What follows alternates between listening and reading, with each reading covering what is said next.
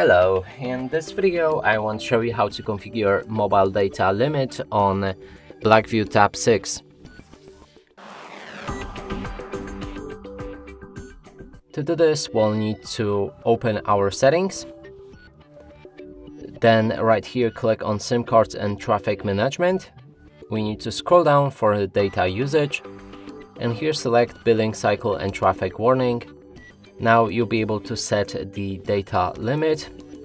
Make sure that it's enabled and a new setting should show up with data limit, and here you can choose how much limit you want to set up for your device.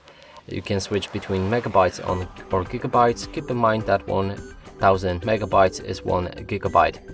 So we're gonna go for 5 gigabytes in this case. Then we can choose to enable or disable set data warning and also change when we'll receive it, and in this case it's set to 2 gigabytes, so that means when I use 2 gigabytes we'll receive data warning.